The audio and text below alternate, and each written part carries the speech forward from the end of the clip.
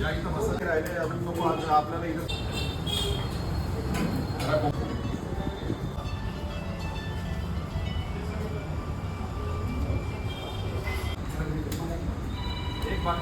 New Pune boarding हाऊसची स्थापना माझ्या आजोबांनी गुरुराज उडपीकर उर्फ मणिअप्पा, त्यांना मणिअप्पा म्हणायचे, 1925 साली सदाशिवडेमध्ये आवटेवाड्यामध्ये इथे केली. आम्ही मूळचे कर्नाटकातले. कर्नाटकामध्ये भरपूर मठ आहेत, जसं आज इथं गोंदवल्याचं मठ वगैरे, तसं कर्नाटकामध्ये खूप ठिकाणी असे अन्नसेवा दिली जाते. मठांमध्ये हजारो लोक आजही जेवतात रोजचे. तर तिथं त्या भागामध्ये असे मठामध्ये काम करणाऱ्यांची संख्या खूप आहे. माझ्या आजोबांना किंवा त्यांच्या पूर्वजांना ह्या सगळ्याचा अनुभव होता, पण ते पुण्यात का आले हे कळण्याला मार्ग नाही. त्यांनी पुण्यात येऊन हा व्यवसाय सुरू करण्याची त्यांना प्रेरणा कुठून मिळाली. आणि 1925 साल हे तसं फार अवघड होतं. म्हणजे कुठल्याही शहरात बाहेर जाऊन जेवणं ही काही सोपी गोष्ट नव्हती. बाहेर कोणी जेवतच नसायचं. फक्त पुण्याचा एक ॲडव्हान्टेज असा होता, 1915 साली पुण्यामध्ये SP कॉलेज सुरू झालं टिळक रोडला. SP कॉलेज 10 वर्षामध्ये एवढं नावावर रुपयाला आलं की इथं भरपूर विद्यार्थी परगावरून यायला सुरुवात झाली, की ज्यांना भोजनाची आवश्यकता खूप होती. तर त्यानिमित्ताने इथं घरगुती खानावळीचा व्यवसाय त्यांनी सुरू केला. 40 वर्ष आमच्याकडे टेबल खुर्च्या प्रकार नव्हता. लोक पाटावर बसून जेवायचे. पण त्यांनी अत्यंत कमी वेळामध्ये कर्नाटकी मसाल्यांचं हे प्रमाण सोडून म्हणजे महाराष्ट्रातल्या लोकांना काय आवडतं हे लवकरात लवकर आत्मसात करून लोकांना अतिशय चवदार, अतिशय सात्विक भोजन आणि अत्यंत कष्टाने ते मेहनतीने उभा केलेला तो व्यवसाय आहे. अत्यंत प्रेमाने लोकांना खायला घातलं, की आज लोक आजही 50, 500, 100 वर्षानंतर आज नाव काढणारे लोक आहेत, की माझे आजोबा सांगायचे, माझे वडील सांगायचे, की त्यांनी मणिअप्पांनी आमचं खूप खूप काळजी घेतली आमची. की जे आजकाल माणुसकी हा प्रकार खूप कमी झालेला आहे. व्यावसायिक स्वरूप प्रत्येक गोष्टीला खूप जास्त आलं आहे. परमेश्वराच्या कृपेने 100 वर्ष आज आमची फक्त त्यांच्या पुण्याईमुळं झालेली आहेत. असा प्रवास चालत चालत चालत हळूहळू व्यवसायाचं स्वरूप वाढत गेलं. मग माणसं कामाला ठेवणं. पूर्वी कोणी नव्हता. घरातले सगळे लोक काम करायचे. माझे आजोबा, माझी आजी, माझे वडील, काका, आई या सगळ्यांनी इथं प्रत्यक्ष फिजिकल काम केलेलं आहे कष्टाचं. कळाले पुण्यात धरणफुटीनंतर, नेमकं त्याच वेळेला धरणफुटीनंतर थोड्या दिवसात माझे आजोबा एक्सपायर झाले. त्यानंतर हा व्यवसाय पूर्णपणे माझ्या वडिलांनी टेक ओव्हर केला. फक्त त्याच्या अगोदर त्यांना थोडासा अनुभव, म्हणजे त्यांनी स्टेट ट्रान्सपोर्टमध्ये काम केलेलं होतं, ST मध्ये. त्याच्यामुळे महाराष्ट्रातल्या बऱ्याचशा भागामध्ये ते फिरलेले होते. त्यामुळे लोकांच्या आवडीनिवडी, अजून गरजा काय आहेत ह्या सगळ्यांचे जरा त्यांना जाण जास्ती चांगली होती. त्यांनी जे काही थोडेफार बदल केले आणि त्यानंतर धरणफुटीनंतर पुण्याचे रिहॅबिलिटेशनसाठी खूप उद्योग आणले गेले.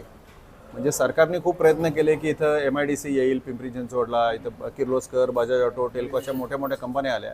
जसं आज तुम्हाला IT इन्फ्लक्स दिसतो पुण्यामध्ये, तसं त्या काळी मेकॅनिकल इंजिनिअरिंगचे मोठे मोठे उद्योग निघाल्यामुळे अख्ख्या भारतभरावरून पण जास्ती करून महाराष्ट्रातल्या खूप लोकांना स्थलांतरित झाले. व्यवस्था म्हणजे घरगुती जेवण पाहिजे शोधत लोक इथे यायला लागले. आणि या व्यवसायाने एकदम कलाटणीच मिळाली आम्हाला त्यानंतर. म्हणजे एक घरगुती खानावळीचं स्वरूप जाऊन अर्धा तास, एक तास लाईनीत थांबावं लागतं अशी वेळ सुरुवात झाली. त्यानंतर केल्यानंतर शेजारी ही बिल्डिंगचं डेव्हलपमेंट सुरू झाली. त्यावेळेला बिल्डरही ओळखीचे होते ज्यांनी हा वाडा विकत घेतलेला होता. तर त्यांच्या सहकार्याने इथं आम्ही 77 साली, आज 28 एप्रिल आहे, आज ह्या जागेत येऊन आम्हाला 48 वर्षे झाली. आज मला काम करून 48 वर्षे झाली इथे. शेजारी वाड्यामध्ये होतं. हां, 48 शेजारच्या वाड्यामध्ये तळमजल्याला होतं. आता इथे येऊन 48, या बिल्डिंगमध्ये येऊन 48 वर्ष झाली. पहिल्या मजल्यावरती आहे, प्रशस्त जागा आहे. म्हणजे पूर्वी जे तासन-तास थांबावं लागायचं तशी वेळ आता येत नाही. पूर्वी असं होतं की रस्त्यावरती लोक अक्षरशः लाईनवर उभं राहायचे. अतिशय पारंपरिक पद्धतीचं मराठी जेवण आपण इथं जेवण देतो. म्हणजे पोळी, भाजी, भात, आमटी, त्याच्यामध्ये सुद्धा ज्या अत्यंत पारंपरिक भाज्या आहेत की ज्या आळूची पातळ भाजी म्हणा, बिरड्याची उसळ, किंवा अतिशय आज पडवळची भाजी आहे. म्हणजे तुम्ही बोर्ड बघा, पण पडवळची भाजी खाल्ल्यानंतर तुम्ही इथं लोकांना, म्हणजे आता तुम्ही मुलाखतच घेता, या बापट म्हणून बसले, त्यांना विचारा की तुमचा अनुभव काय आहे. हे वैद्यांना विचारा. हे वर्षानुवर्ष जेवणारे लोक आहेत. आज बिटाची कोशिंबीर आहे. आता जेवण नुसतंच चवदार नाही आहे, तर ते आरोग्यदायी पण आहे. ह्या सगळ्या भाज्या तरी ह्या अतिशय आरोग्यदायी आहे. म्हणजे वर्षानुवर्ष, आता त्या माणसाचं वय किती असेल तुम्ही गेस करा फक्त. ही इज अबाव 70, पण त्यांना काही नाही, एकदम ठणठणीत येते. एकदम वर्षानुवर्ष जेवणात. अजून एक 10-15 मिनिटं थांबला तर तुम्हाला सगळे आमचे सिनियर सिटीजन सगळे येताना दिसतील. 70, 75, 80, 85 वर्षाचे लोक इथं 10, 15, 20 वर्ष अत्यंत आनंदाने रोज जेवत असतात इथं आणि अत्यंत आनंदाने जेवतात काही. आणि त्याच्यामध्ये हे सगळे आमच्या पूर्वजांची पुण्यही आहे. आणि आम्ही त्यांनी जे सगळे मसाले, त्यांनी ज्या सगळ्या पद्धती इथं भोजनाच्या आहेत, त्याच्यामध्ये आम्ही गेल्या 100 वर्षात काहीही फरक केलेला नाही. सगळे मसाले आम्ही स्वतः बनवतो. सगळं दरवेळेला अगदी फ्रेश. म्हणजे माझ्याकडे गव्हाचं पीठ 4 दिवसाच्या पुढे जात नाही. म्हणजे ह्या सगळ्यांनी खूप फरक पडतो की लोकांना लक्षात येत नाही. कुठंतरी तुम्ही आता ते ब्रँडेड व्यवसाय म्हणून हा आम्ही कधी बघितलाच नाही त्याच्याकडे, की आता आम्हाला असं कधी याची काळजी नसते. आता उद्याला जर तुम्ही आलात, उद्या मंगळवार आहे, उद्या सगळे माझ्याकडे केळ्याची कोशिंबीर असते. केळ्याची कोशिंबीर लोक खातात कसे ह्या पद्धतीने तुम्ही फक्त बघा. हे दुसऱ्या कुठल्या हॉटेलवाला परवडणारच नाही. पण आम्हाला आमचं त्याच्यामध्ये नफा नुकसाना विषयच नसतो. हे ग्रहस्थ फक्त केळ्याची कोशिंबीर खाण्यासाठी उद्या येणार. आणि ह्याच्यामध्ये जो आनंद आहे की चला आपण कोणाला तरी आनंद देऊ शकतो, याच्यापेक्षा जास्त मोठं काही नाही. पैसे तर काय तुम्ही मेहनत करताय, 4 पैसे तुम्हाला मिळणारच आहेत. पण ह्या सगळ्या बरोबर आम्ही सगळ्या ज्या गोष्टी भरल्या, आज माझ्या स्टाफला they are the highest paid in the industry. एवढं पेमेंट आज कुठल्याही हॉटेल कामगाराला कुठलंही हॉटेल म्हणजे आमच्यापेक्षा अतिशय उच्च हॉटेलसुद्धा देऊ शकत नाही, असं त्यांचे स्केल आहे. त्याच्यामुळे it is a win win situation. तुम्ही 1-1:30 आलात तर एखाद वेळेस तुमचं मत बदलेल. 1:30 वाजता इथली परिस्थिती वेगळी असते जरा. इथं 5, 25, 50 लोक बाल्कनीत थांबले की इथलं चित्र बदलतं.